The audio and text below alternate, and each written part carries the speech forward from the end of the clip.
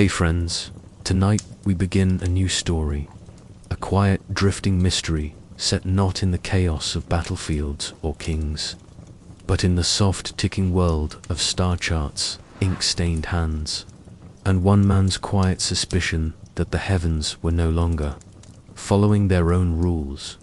So before we begin, settle in, dim the lights, maybe make yourself some tea, something warm and steady, and let your thoughts drift backward, not just to another century, but to another way of knowing the world.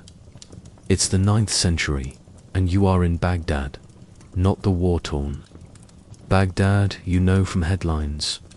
No, this is the glittering Baghdad, the Baghdad of philosophers and translators, poets and alchemists, the beating heart of the Abbasid Caliphate, where lanterns float in canals and calligraphers train like warriors, a city of whispers and wonders, a city of books. And in the middle of that city, not far from the market stalls selling rosewater and parchment, sits the Beit al-Hikmah, the house of wisdom, a grand library, a research center, a sanctuary for knowledge, and also, for a few particularly peculiar souls, an observatory.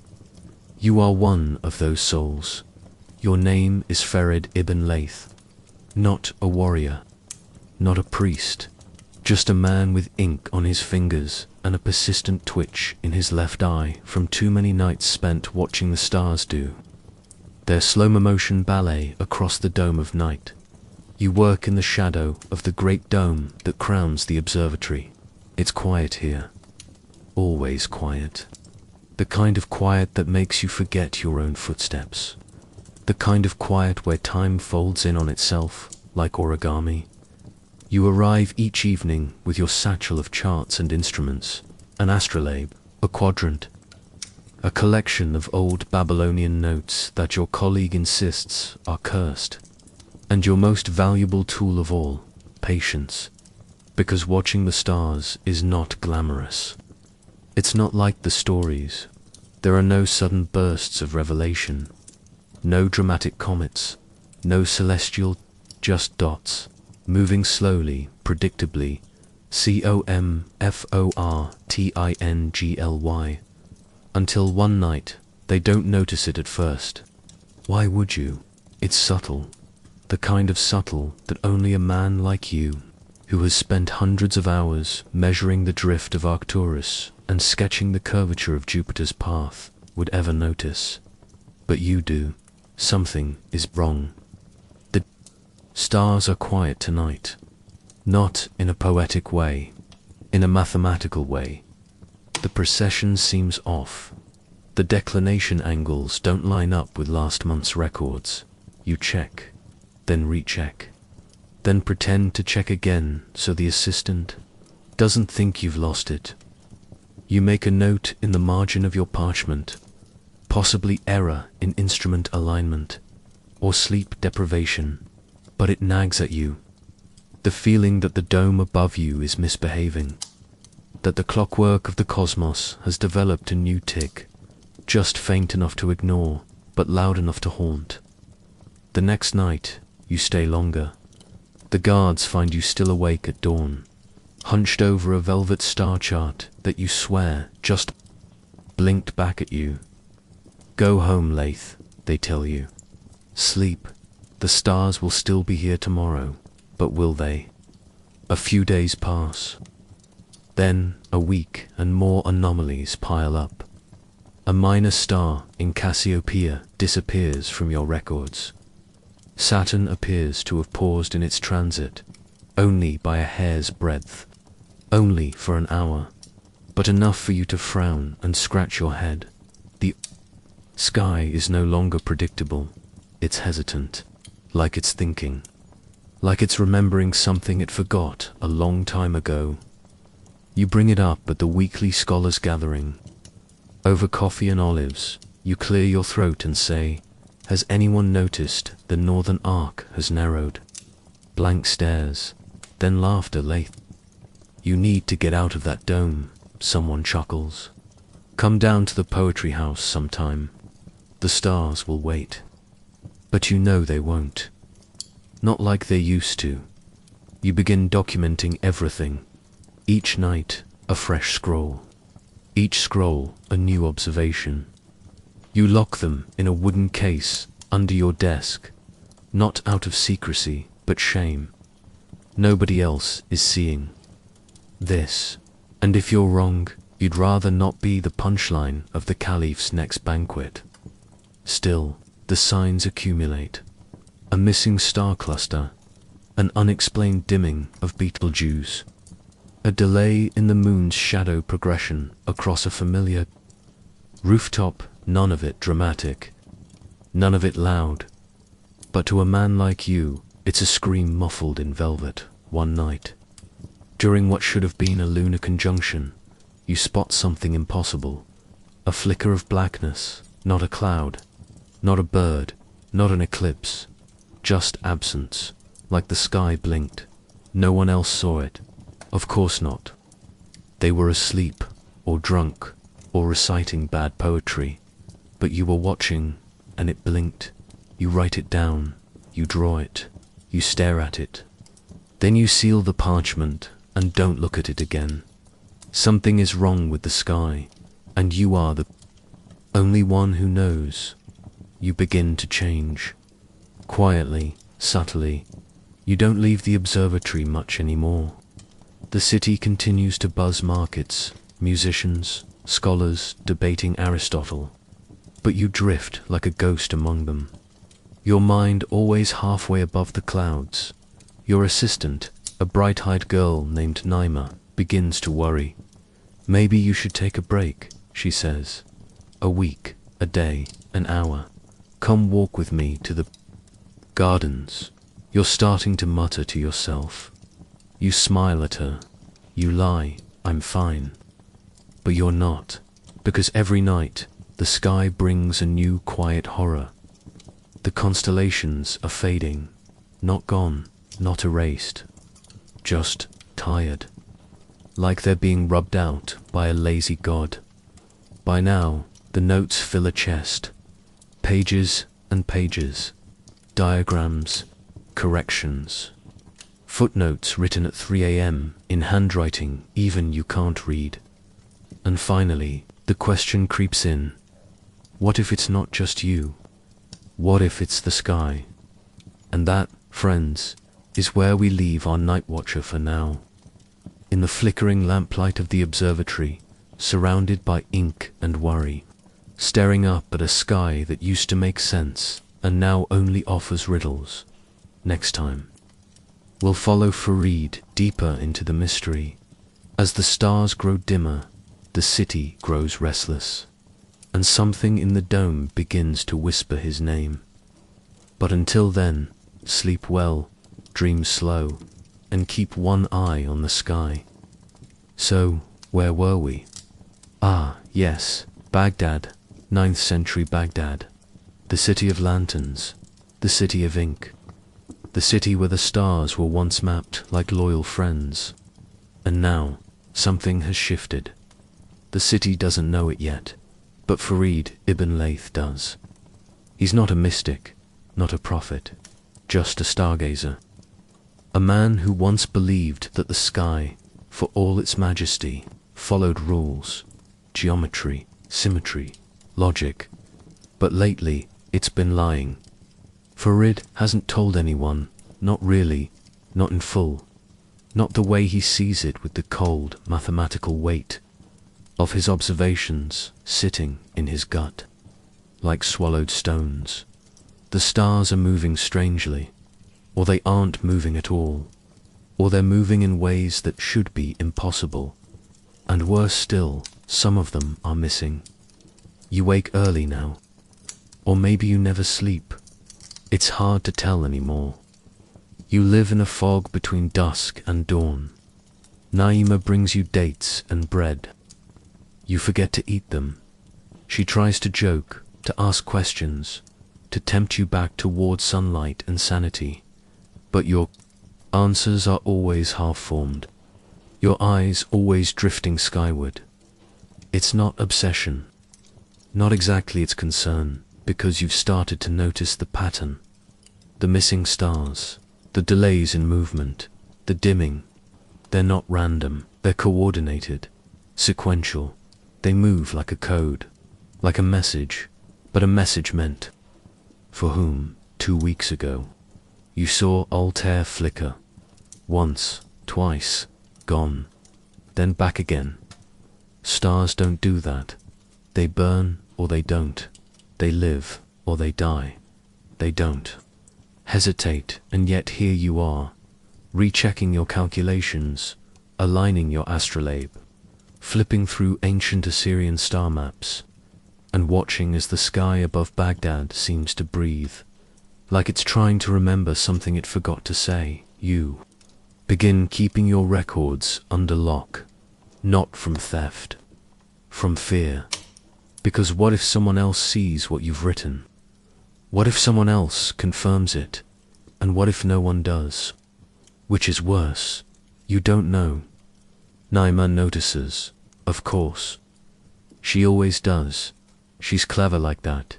Sees the gaps between your words, the spaces between your sentences.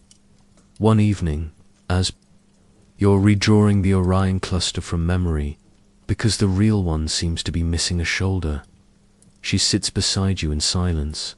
Then softly, "Are you afraid, Eusted?" You pause. "I don't know," you reply. "A beat should." "I be."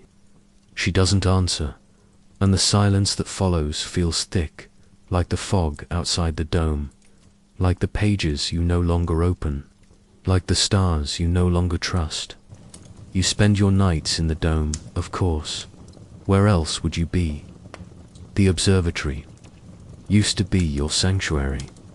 Now it's something else, a shrine, a confession box, a place where you can be alone with a sky that no longer seems quite human.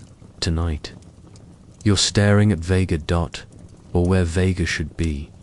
You trace the arc. You measure the azimuth. Nothing. You know it should be there. It was always there. You used to use it to teach apprentices how to track sidereal time.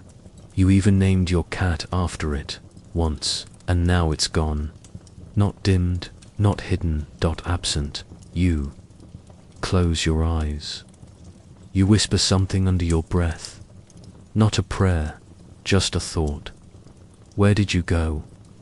The sky does not answer, but in the stillness of the dome, in the quiet between wind and stone, you swear you hear something shift.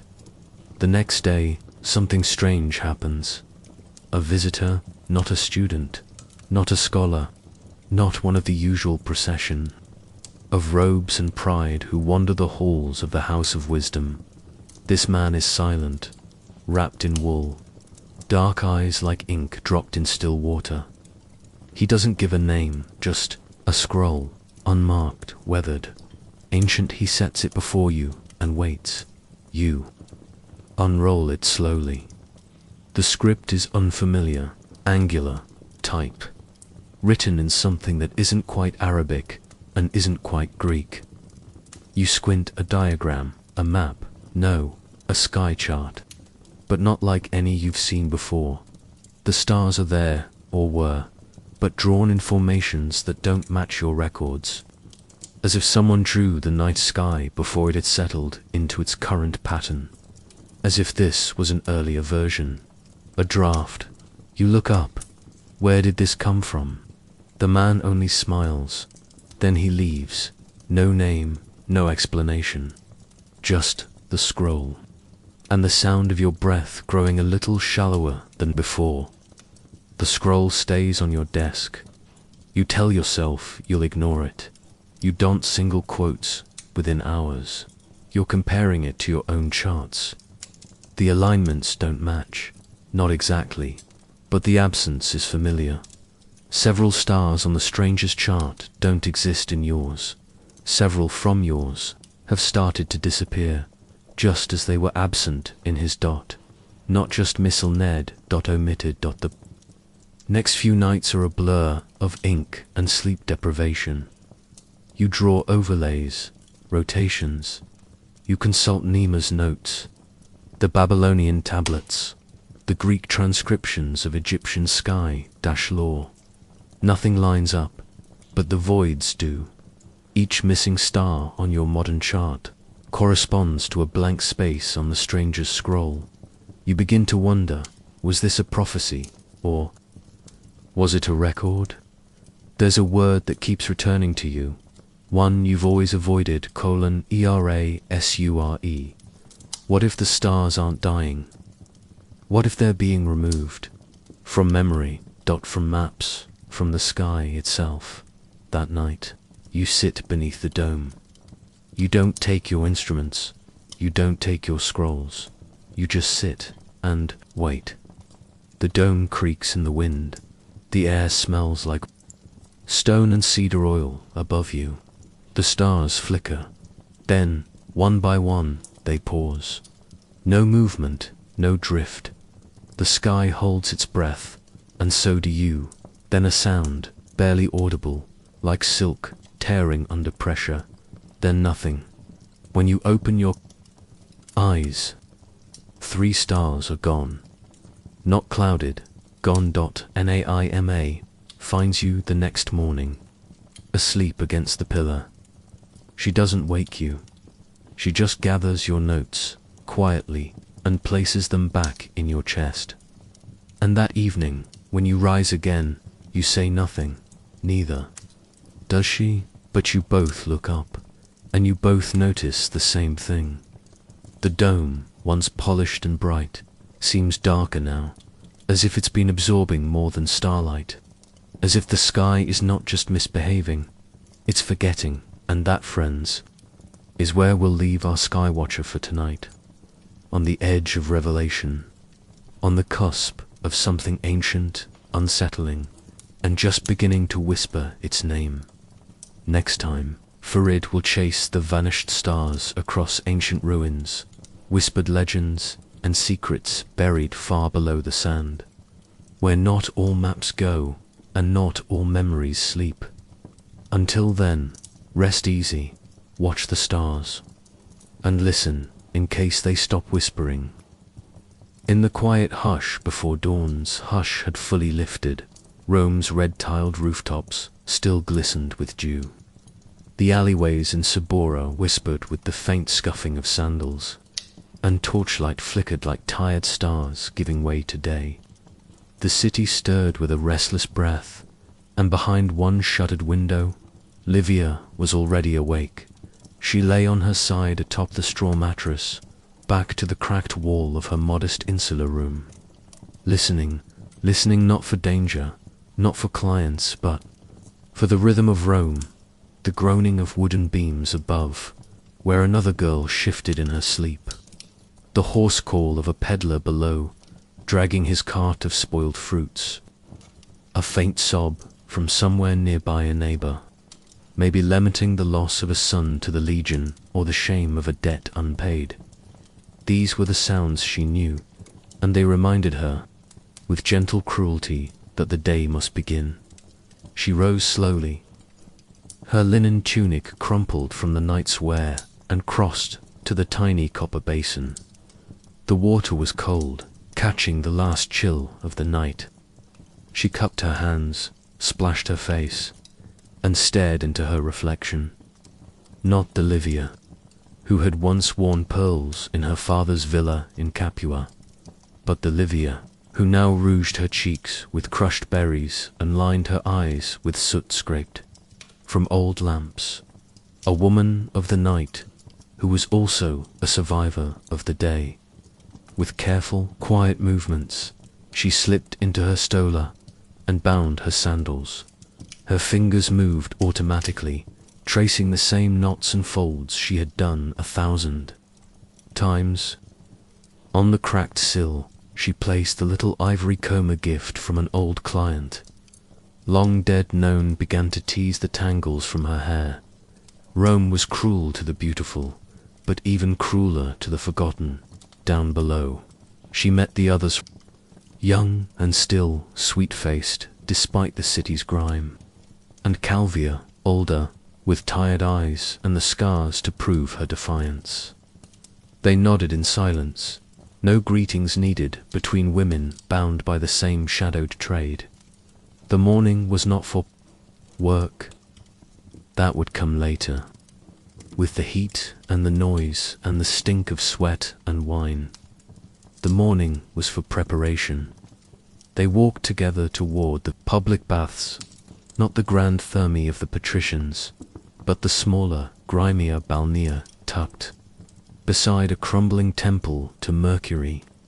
There they could wash for a few denarii, sometimes less if the balneator was in a generous mood or owed one of them a favor.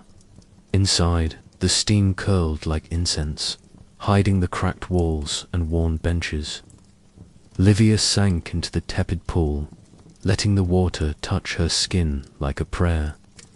For a moment, she let her mind drift to a mother's singing to fig trees in bloom, to the rare days when no man had touched her.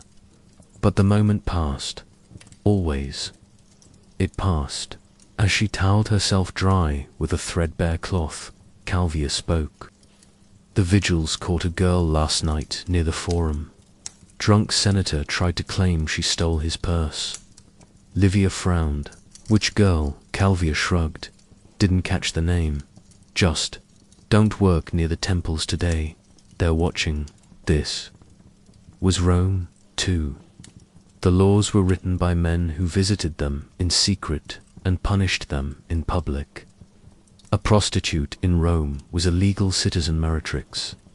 They were called, and they were taxed and licensed.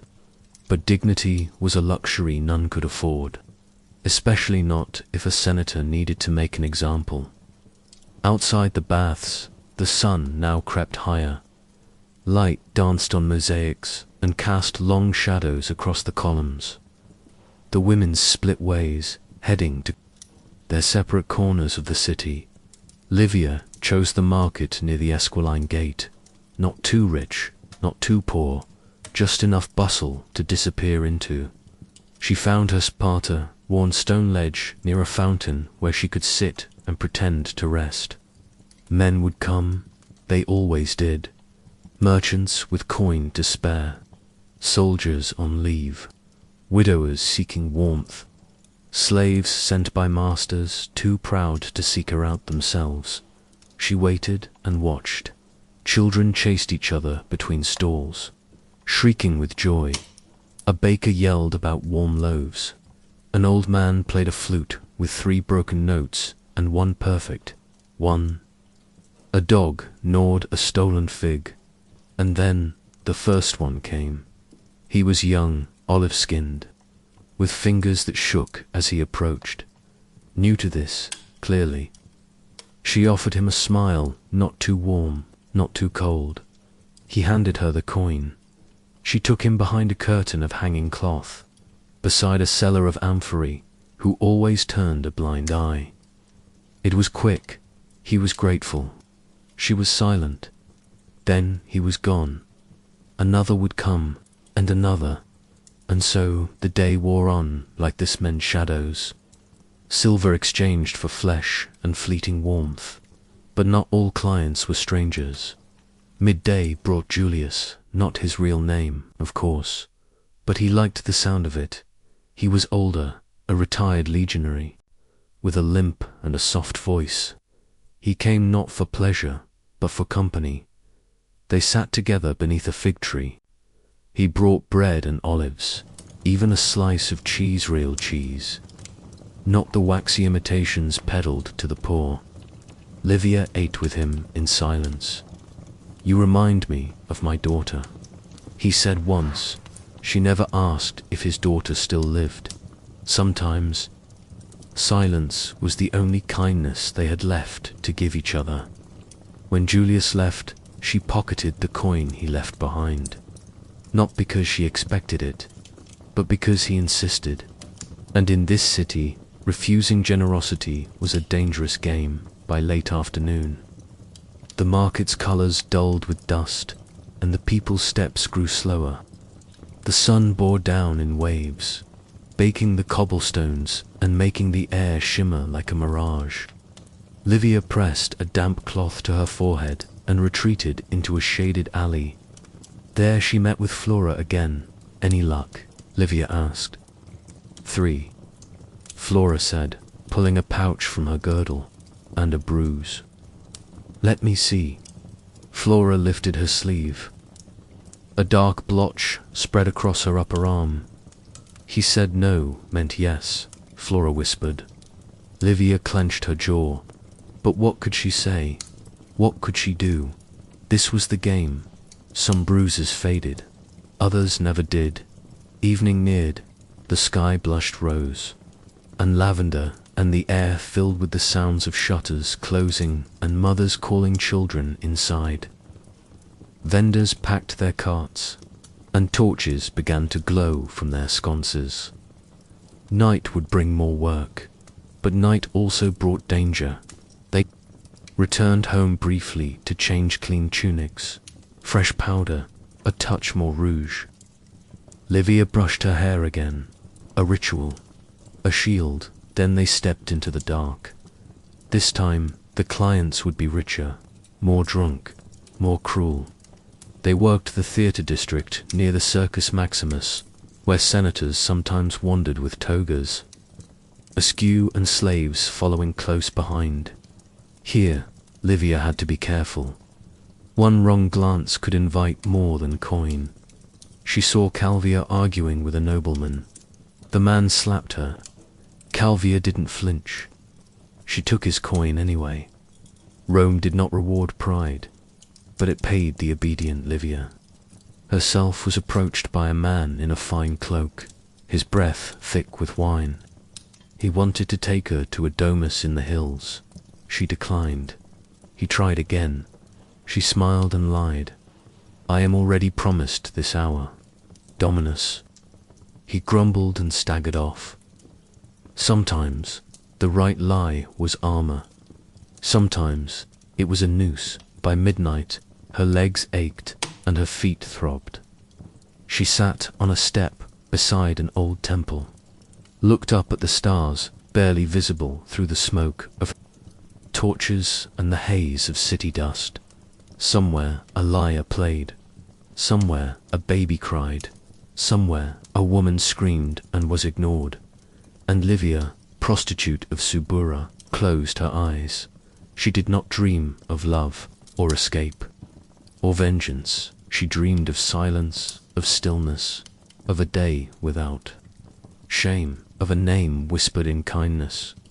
And as the torchlight flickered on her face, casting shadows like forgotten prayers, she thought this was Rome, cruel, cruel, beautiful, endless, endless, and she was still here, still breathing, still enduring, still Livia, still alive.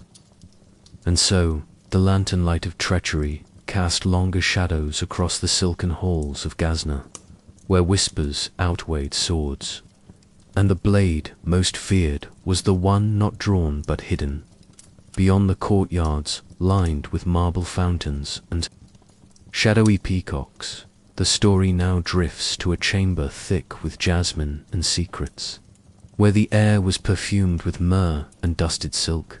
Lady Afsana sat cross-legged on an embroidered rug imported from Bhutan. Her veil was a pale shade of rose, like the skies before the moon rose, and her hands toyed with a string of prayer beads carved from cedar wood. She was no longer just the concubine whose laughter echoed under moonlight. No, her laughter had stilled. Her mind had grown sharp, her gaze even sharper. She had learned, listened, observed, and she had grown dangerous, for within the hush of the women's quarters, the harem realm ruled by scent and sighten, other kind of power thrived, one woven not through proclamations or banners, but by servants, gossip, eunuchs' trust, and the careful placing of a footstep at the right time by the wrong ear.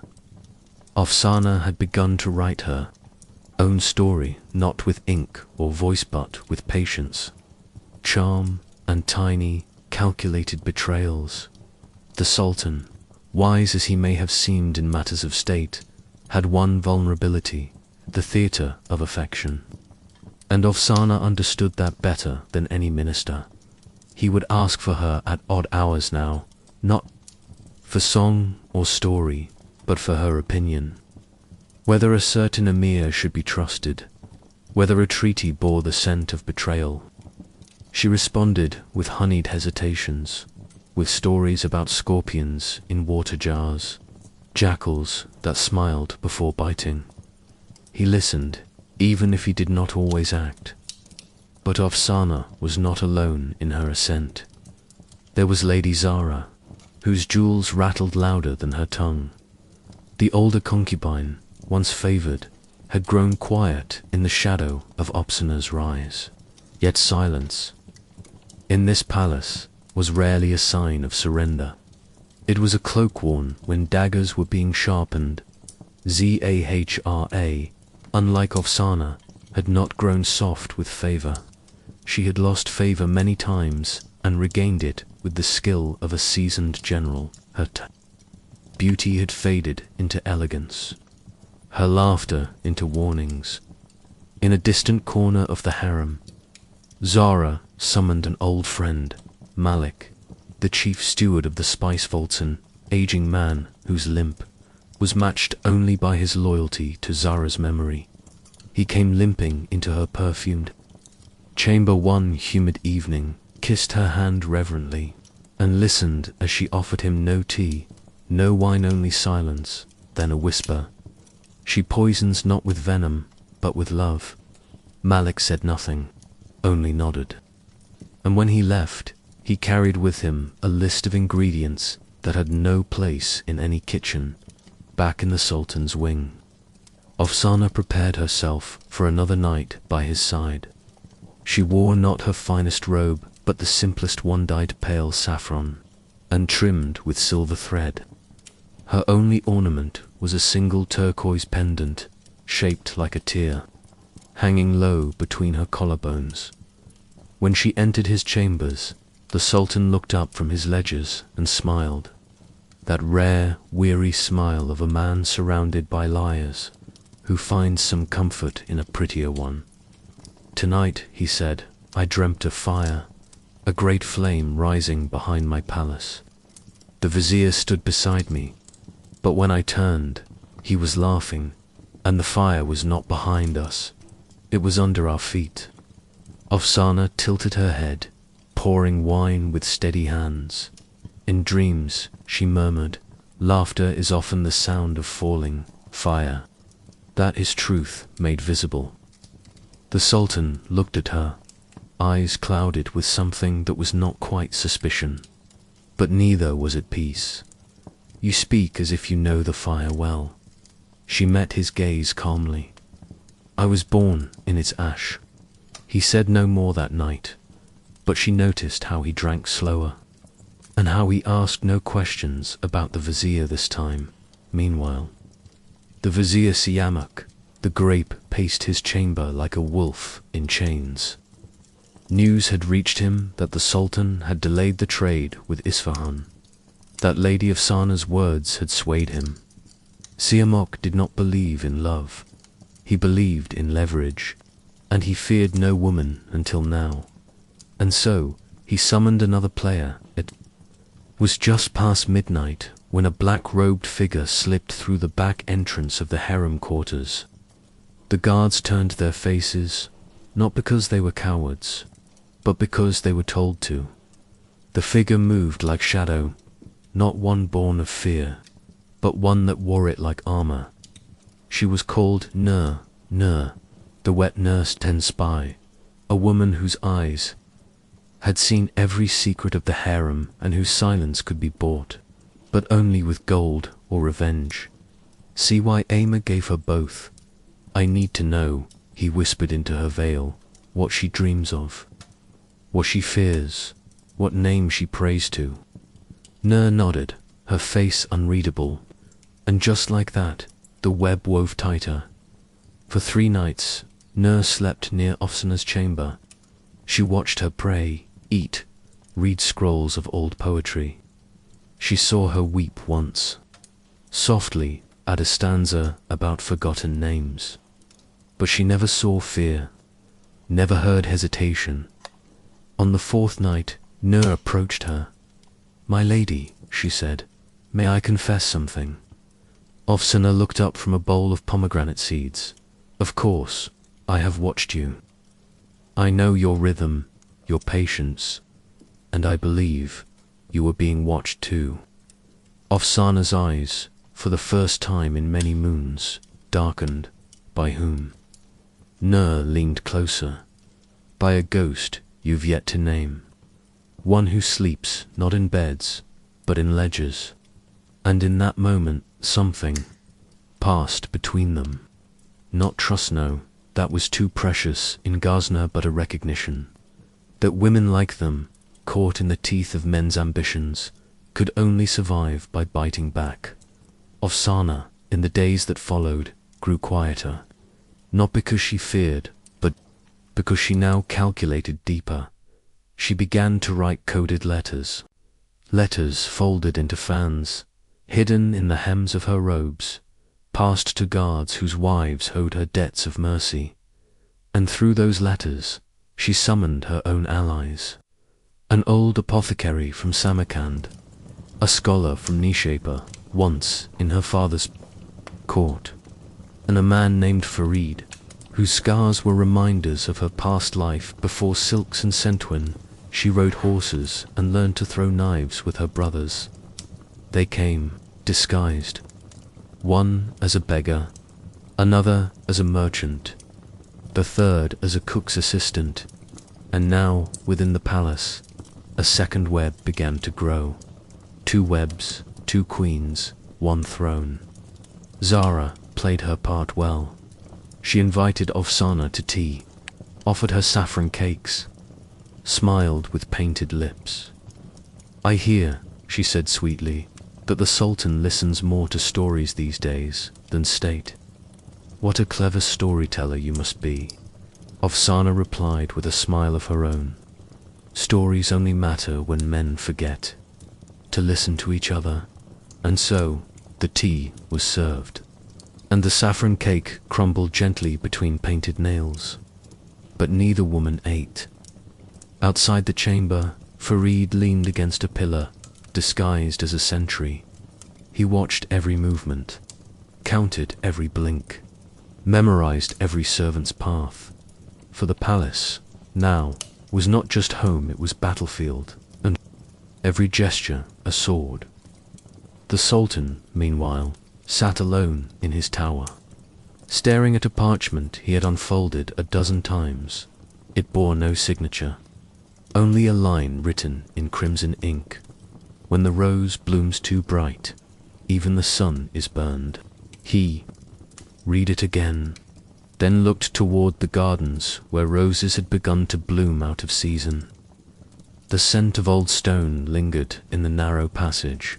Soft moss brushed her bare feet as she stepped carefully over the uneven ground. Guided by the low flicker of the lantern, walls curved like the belly of an ancient beast, whispering secrets. In a voice too old to be heard, too broken to be trusted, she had descended far beneath the palace now, far from the gurgling fountains, far from the voices of eunuchs and the laughter of queens. Below the marble floors and perfumed tapestries was a world that smelled of dust, damp parchment, and forgotten dreams.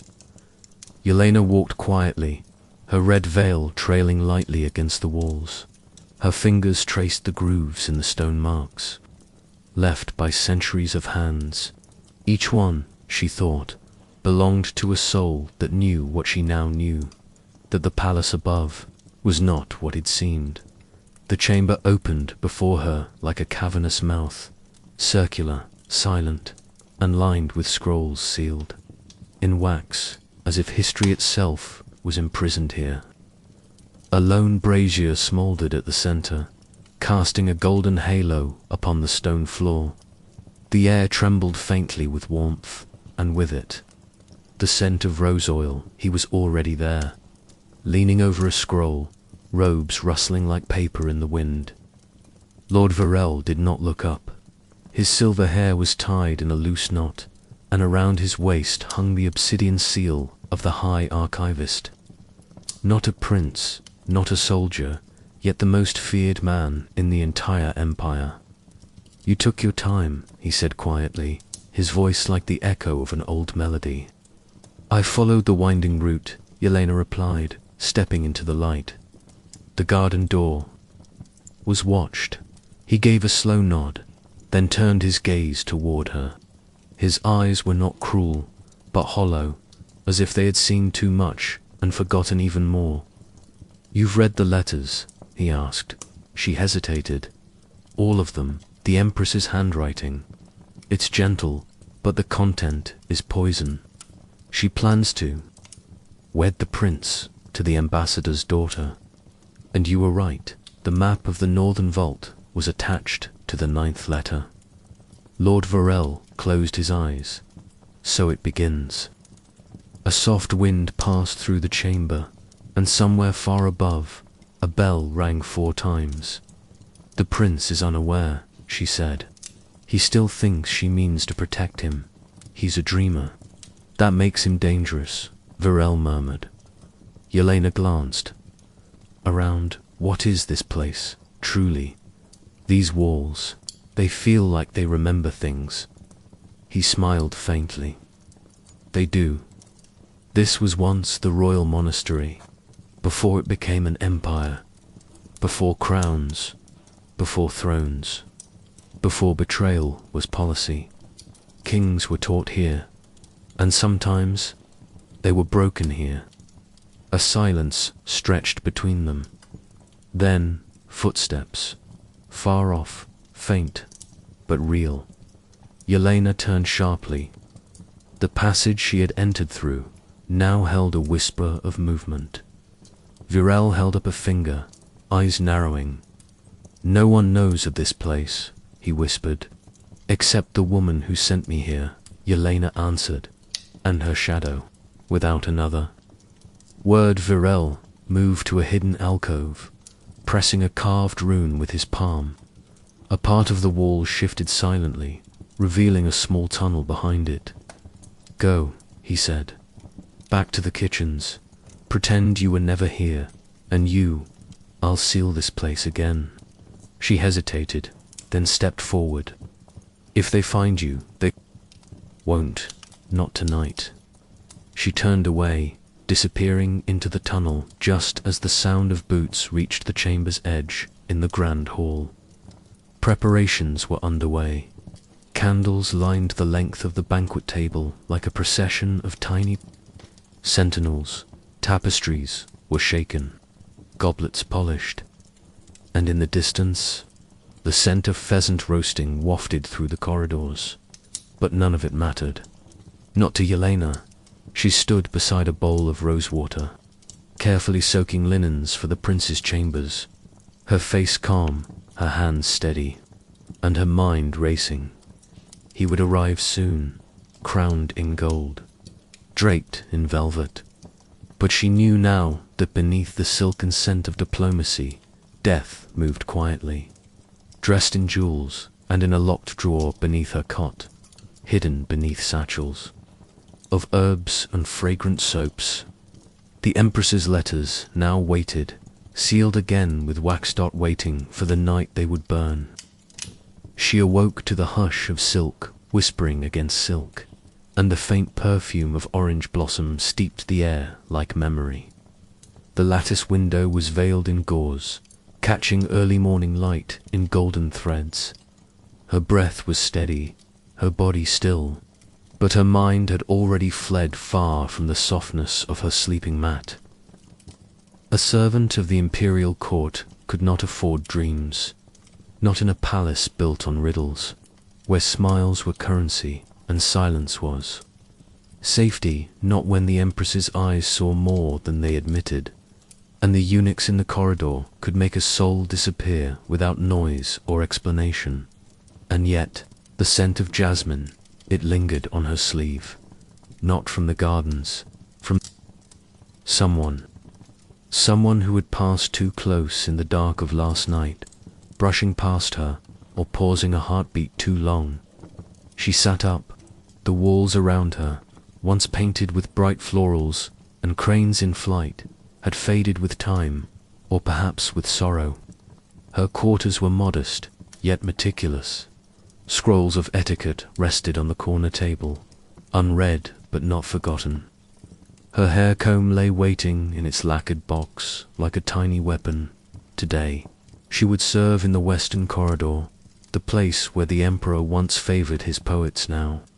It echoed with distant strings of the guqin and the soft shuffle of court. Historians whose hands inked the fate of others with movements quieter than death. As she moved through the corridor, each step rehearsed and silent, she caught glimpses. A young scribe bent low over a long parchment, the brush in his fingers, trembling with fatigue. A concubine draped in gold silk, standing still as a statue, her gaze fixed on the moon gate, waiting for someone who would not come, the past. In this palace, clung to every corner like old incense smoke. A curt nod from one of the older youths signaled her next task. She was to deliver tea, a special blend of chrysanthemum and dried plum, to the dowager. Empress herself, her fingers faltered only for a moment. To step into the dowager's private chamber was to step into a history, too heavy for any one girl to bear. But she did not pause. She bowed, received the tray with both hands, and began the long walk across the imperial courtyard. The sky had turned a soft pearl grey. Koi stirred in the lily pools, as sensing a ripple in the wind. Somewhere a bell chimed, and behind her she felt it. Again a presence, too careful, too practiced. Not an accident, not wind but a watcher. She did not look back, not yet. The dowager's chamber was, as she remembered, dim, crimson, perfumed with sandalwood, and filled with the ticking hush of an old clock from the western lands. The dowager sat behind an intricately carved screen, her silhouette barely visible, a crown of thin jade leaves weighing down her fragile hair. "You bring tea," came the whisper. She knelt.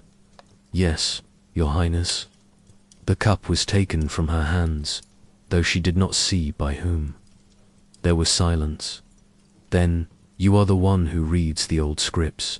"Yes, I study them, Your Highness," she replied. Cautiously, "A girl who reads too much often forgets how to listen," the dowager murmured. "And a girl who listens too well, often learns what she should not." Silence again. She kept her head low. Then, from behind the screen, a rustle of robes. A small scroll slid across the lacquered floor toward her. "Burn this at the outer furnace. Do not look inside. Do not delay." She bowed, took the scroll with both hands. Outside, the sun had climbed pale, cold, unsmiling. She walked, scroll tucked inside her sleeve, heart suddenly louder than the bells. But she did not go to the furnace. Not yet. She slipped into the servants' corridor, into the shadows behind the hanging curtains.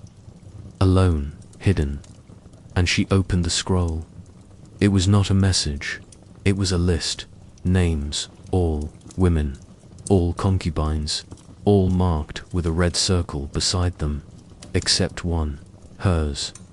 Hers was circled in black. Ink dot, she froze. The air thickened.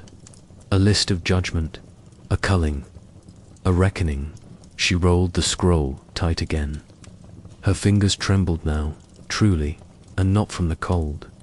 She knew then the palace was moving, reshaping. Old alliances were dying, new ones being born in silence.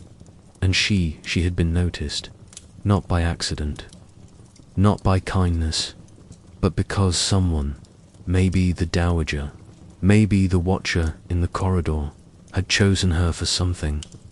The scroll burned slowly in the furnace, curling like a dragon's breath into ash dot by the time the wind scattered its last remnants. She had made a decision. She would not wait to be chosen. She would act before the palace swallowed her whole.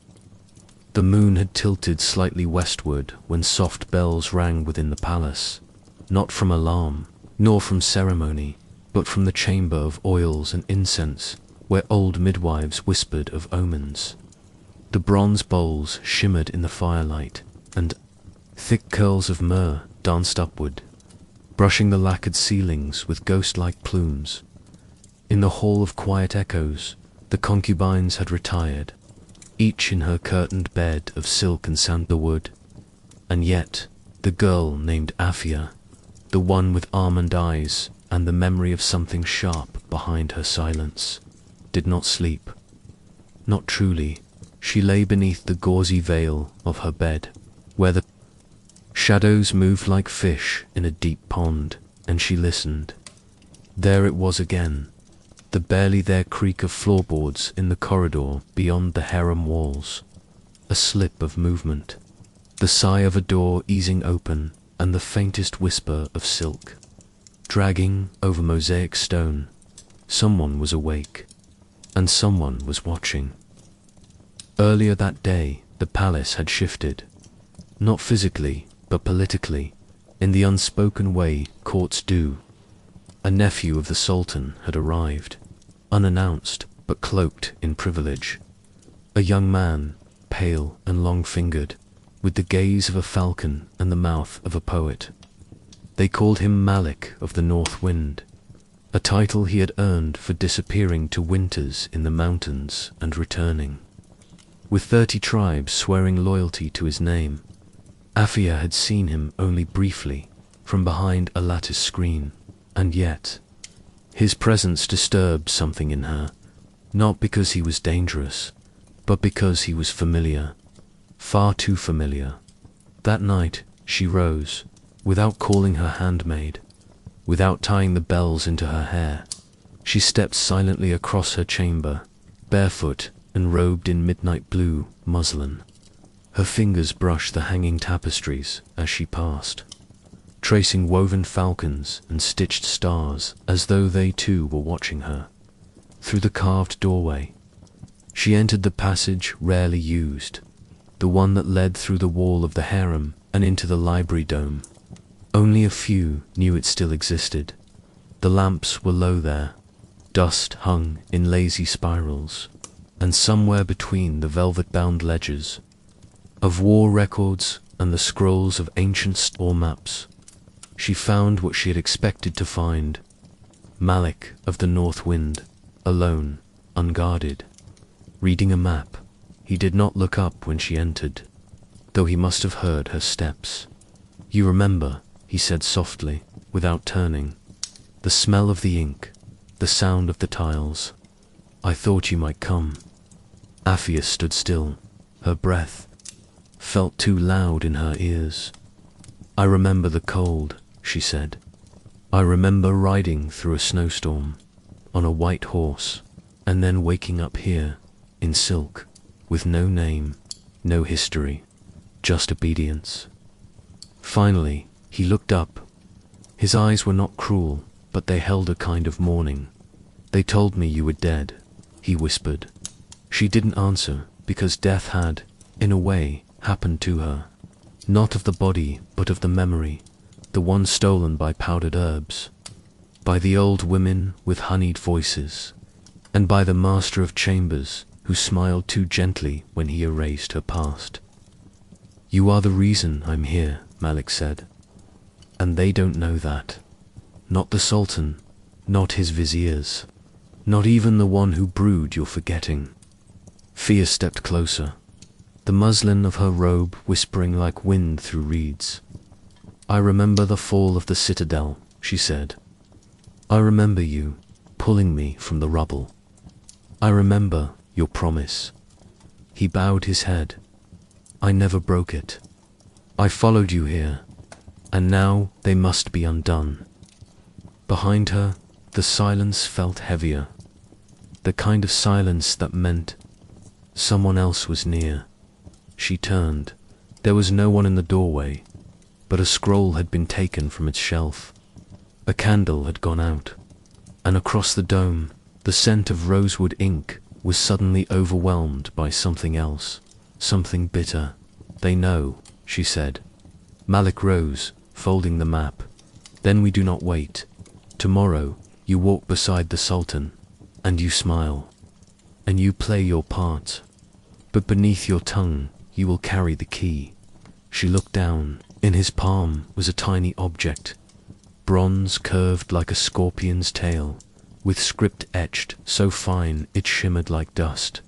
And when she asked when, "The moon wanes again," he replied.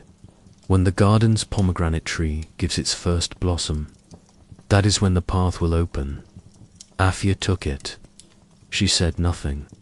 But when she returned to her chamber and lay once more beneath the gauze of her bed, she held the key beneath her pillow, and though the other girls dreamed of perfumes, of pearls, and of velvet nights beside the Sultan's shadow, Afia did not dream. She remembered. She remembered who she was, and what the palace would one day become. The corridors beneath the imperial harem had always been hidden in plain sight. Shadows clung to their walls like gossip, never still, never silent. And as the night deepened, the torches lining the carved archways flickered not just with fire but with a kind of knowing. Safia moved like a whisper. She had learned long ago that in the palace, power was not always held in the open court, in the words of viziers or the scrolls of scholars. Sometimes it was cradled in the silence between doors.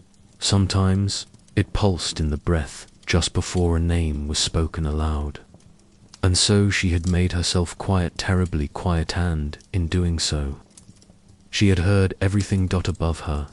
In the golden chambers where the wives of the Sultan prepared for their ceremonial prayers, incense was burning, its curling smoke snaked through lattice work and flowered bronze, perfuming the night with amber and rose. None of them knew she was beneath them now, her hands brushing against the cool stone as she traced the path told to her by the old concubine with the one silver. "You'll know you're near when the floor begins to hum," the woman had said, voice dry like old parchment. "When the earth starts to remember what the palace tried to forget." And now Safia could hear it. Not music, not quite, but a low, thudding pulse buried beneath centuries of stone. A memory that refused to die. She reached a heavy wooden door, carved with geometric scripts older than the empire itself. Her fingers hesitated over the handle. Her breath came slow, controlled. Behind this door, the story twisted. Behind this door, the truth would either welcome her or bury her beside the others who had come too close. She opened it. Inside was a chamber unlike any she had seen. There were no silks, no jeweled mirrors, no scent of perfume, only stone grey and cold, veined with tiny cracks. In the center of the room sat a chair, not a throne, not an altar, just a plain wooden chair, and on it lay a single item, a veil, old, dusty, but unmistakable in its patentini silver lotus. Flowers embroidered into its hem. It was hers. The same veil she had been forced to leave behind 3 winters ago, when the Grand Eunuch had ordered her removed from the Sultan's favoured court for reasons still unclear. The same veil she had watched burn in the courtyard brazier, and yet, here it was. She stepped closer, the soft sound of her slippers swallowed by the silence. On the floor around the chair, she noticed small lines, not scratches, not cracks. Letters, dozens of tiny letters, carved with such precision they seemed to shimmer when the torchlight moved. It was a language she didn't know, but one her bones seemed to recognize. And then, footsteps, not hers. She turned, swiftly but without panic. The figure in the doorway wore a long cloak of ivory silk, and a mask that shimmered with mother-of pearl and gold. The voice was soft, male. "You were not meant to find this place." She straightened, her chin lifting, "And yet I did." He stepped into the room slowly, hands behind his back. He didn't threaten her. He simply looked at her as if she had stepped out of a dream he hadn't finished. "There are stories that do not wish to be read," he said, "and there are women who do not wish to forget." The silence stretched. Saphir glanced at the veil. Again, then back at him. Why was it brought here? Who placed it on that chair? He paused. "Because the chair is not a seat," he said finally. "It is an offering. Everything left here has been touched by betrayal." Saphir did not flinch, and the man, whoever he was, seemed to admire that. "You were banished for a reason," he said, voice low, "but not the reason you were told. The Grand Eunuch feared what you remembered." "What did I remember?" He didn't answer. Instead, he turned and walked back toward the door, beckoning her silently. She followed. They walked through another narrow hall, one Saphir hadn't seen before, until they reached a chamber with hanging lamps that glowed not with flame, but with a strange blue phosphorescence. The walls were lined with scrolls, hundreds of them, not the imperial records, older, raw, scribed in charcoal and boning. Secrets of the court, affairs, alliances, assassinations, and in one corner, a scroll was open on a desk. It bore her name, her true name, not Saphir, not the name given to her upon entering the harem, but her birth name, long buried under titles and silken lies. She looked up at the masked man. "Who are you?" He hesitated, then reached up, slowly, to remove his mask. She gasped, not because of who he was, but because of what he was. His eyes were hers, not metaphorically, literally. They were the same flecks of copper in the iris, same small scar beneath the left brow, same almond shape. "You're not real," she whispered. "I am what remains of you," he replied, placing the mask gently on the table beside the scroll. What they tried to cut away, the room dimmed, not from any extinguished light, but from a change in the air. Like the palace above had exhaled, like something ancient and secret had been acknowledged for the first time in decades. "You must return," he said, "before the new moon, or the harem will fall." Saphir stepped back. "Fall," he nodded. "The balance has shifted. Too many secrets have been buried in one place, and the walls remember everything." As she turned to leave, veil in hand, Saphir felt a heat rise behind her eyes. Not tears, but clarity. The kind of clarity only the lost ever truly gain. She didn't know what would greet her above, who would still be loyal, who would betray her again. But she knew one thing. The palace would never be the same. Not after tonight, and certainly not after she returned. Sleep now. Let the world behind your eyes slow down, and listen to the hush between footsteps, to the silken sigh of veils sliding over marble, to the 9th night in a palace that breathes secrets like incense. The concubine did not sleep. She sat near the lattice window, fingers grazing the hem of her robe, while moonlight scattered itself like spilled milk upon the mosaic floor. The stars outside blinked slowly, as if watching, like the eyes behind the curtains, like the guards in shadowed alcoves, like the silence that pressed against her chest. The eunuch's message had been brief. A parchment folded once, a seal broken in haste, a single name scrawled in hurried charcoal. Amara, no signature, no location, just her name. Her true name, a name she had not heard in years. She tucked it into her sleeve, heart lurching, like a sparrow startled from a lantern. Could it be? Could the message have come from the outside world? From beyond the colonnades and the golden cage? Could someone, anyone, have remembered her? Yet her face betrayed nothing. She had learned the way still water hides the beast beneath. That night, when the other concubines lay tangled in perfume and sleep, she remained poised, hair unbraided, anklets silent. She moved like breath through a room too accustomed to size dot down. In the hall of draped peacocks, shadows flickered. Two figures murmured by a column, not guards, not pages. One voice smooth, practiced, soft like velvet wrapping a dagger. The other low, clipped male, a voice with orders hidden beneath its tone. She leaned closer, not from curiosity, but calculation. The poison must be placed before the third hour, said the velvet voice. Are you certain he won't taste it? Replied the other. He never finishes the figs. Silence, then laughter, soft, cruel, echoing to long dot. She slipped away. The word poison moved through her, like wind across. Still water, breaking her surface calm. They were planning something. Perhaps against the prince, perhaps against her, perhaps both, but Amara, for that was still her name, in her mind had long ago learned that knowledge was a blade, and silence its sheath. She returned to her chamber and began to prepare.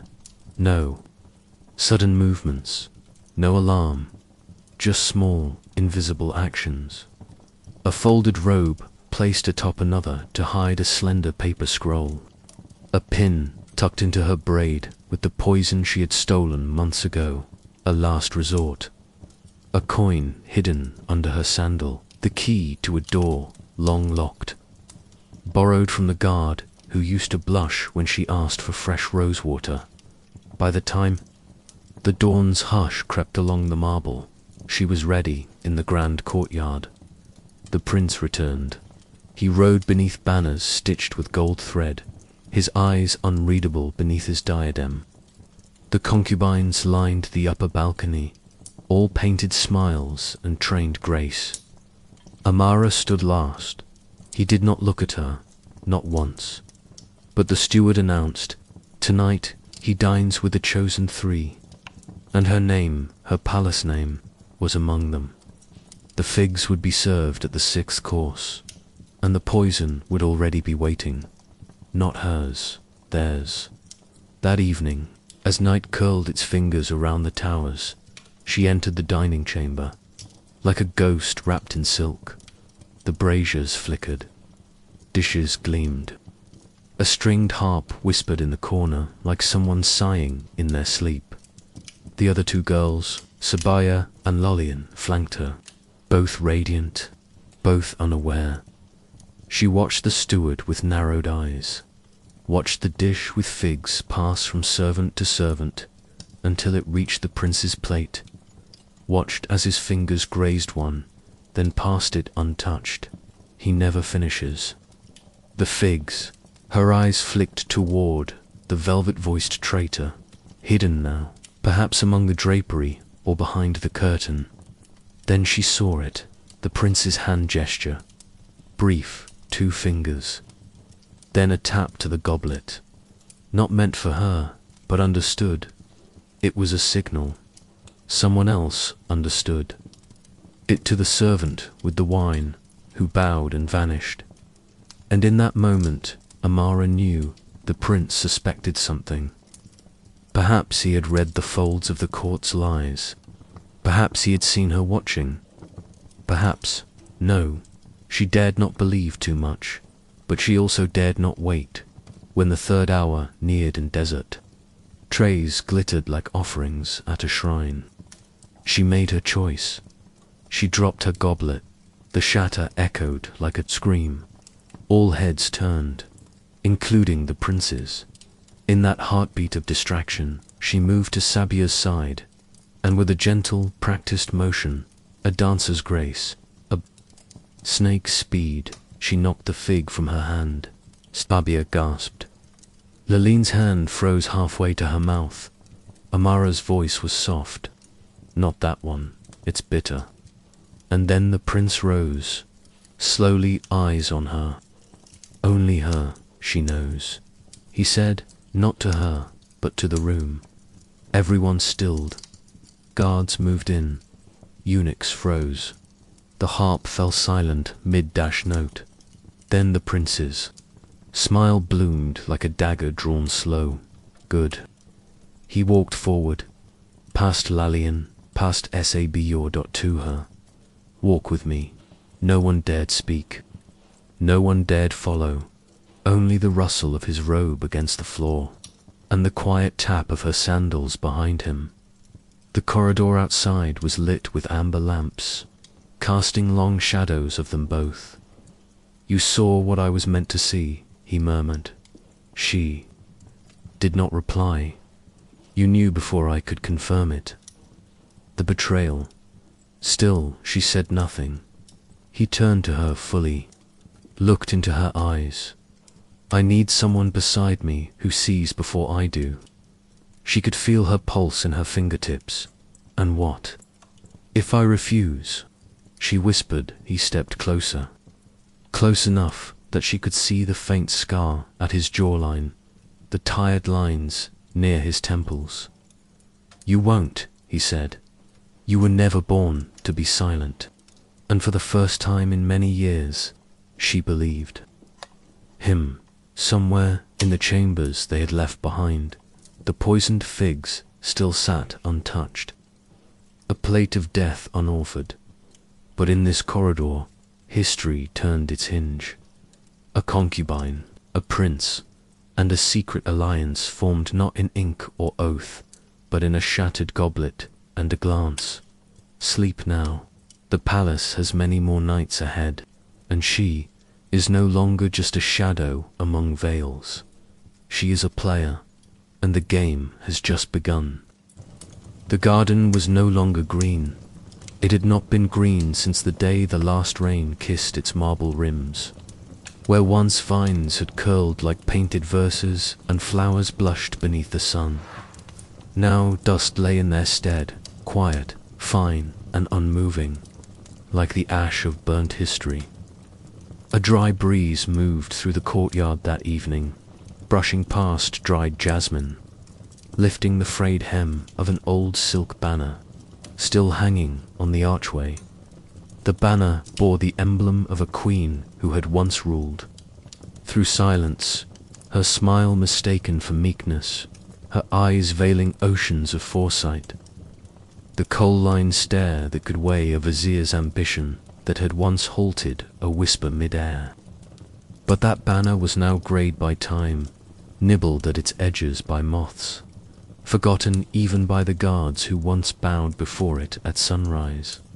She was gone, and with her, the last breath of that empire's softness.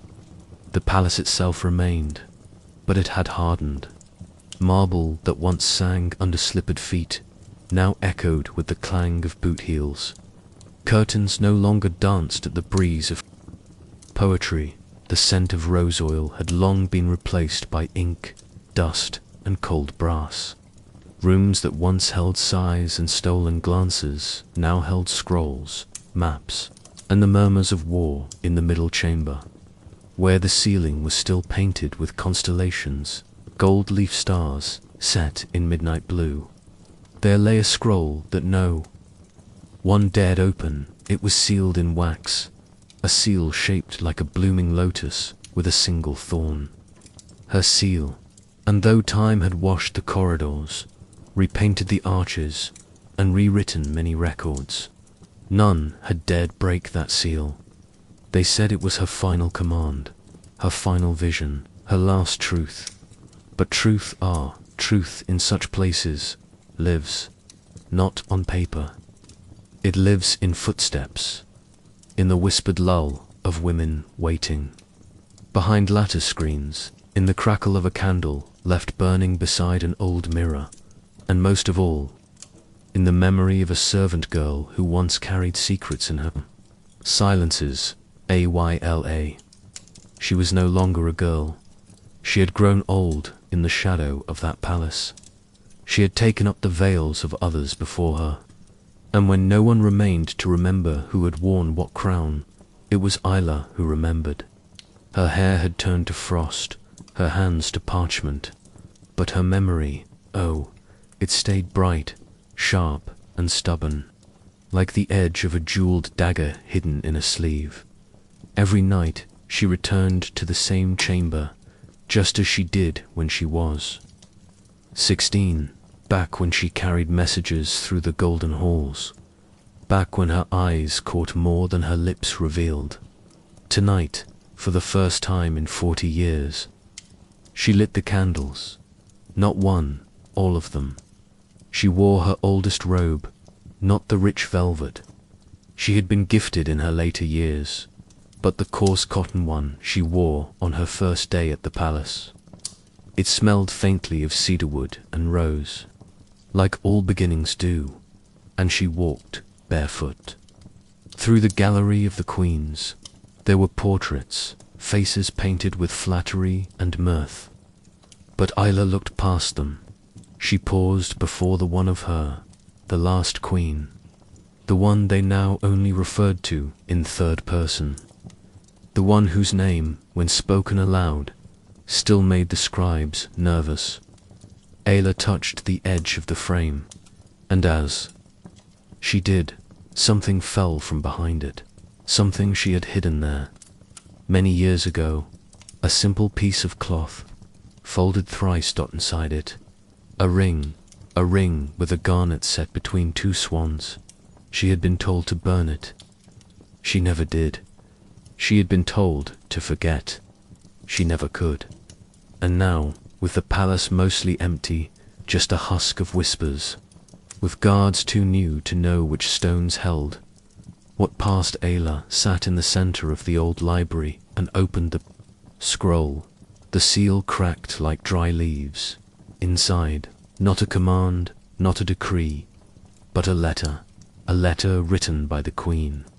Not to her ministers, not to history, but to Ayla. To the only one who ever saw me, it began, and the words that followed were not laced with power, nor vengeance, nor politics. They were soft, like rain on dusty jasmine. She wrote of the nights they sat in silence, watching the moon, of the scent of cardamom that lingered in Ayla's robes, of how she envied Ayla's freedom, the ability to walk unseen, of the dream she had, a dream of running barefoot into the forest, never to be found, of how, in her final days, it was Ayla's quiet presence, the way she lit the oil lamp, the way she folded the shawl that brought her peace. The letter ended with a line that would never be read aloud in any court, never archived, never analyzed. You, Ayla, were the only home I ever had in these halls. When I am gone, remember me not as a queen, but as a woman who wished she had been braver. Ayla folded the letter, pressed it to her chest, and smiled through the tears that did not burn, for they had waited too long. And then she stood, walked to the brazier, and dropped the letter into flame. Some things were meant only to be held once. The next morning, the young guards found her in the courtyard, kneeling by the dry vines, her hands resting in her lap, her eyes closed peacefully. They said she must have died in her sleep, but no one saw the soft indent in the dust. Beside her, the shape of two bare feet that had knelt facing her, briefly, in the silence of dawn. And so the story ends, not with a trumpet or sword, but with a memory sealed in ash and heart. A queen remembered not by her reign, but by the one who stayed. The veils fall, the candles dim, and history sleeps once more.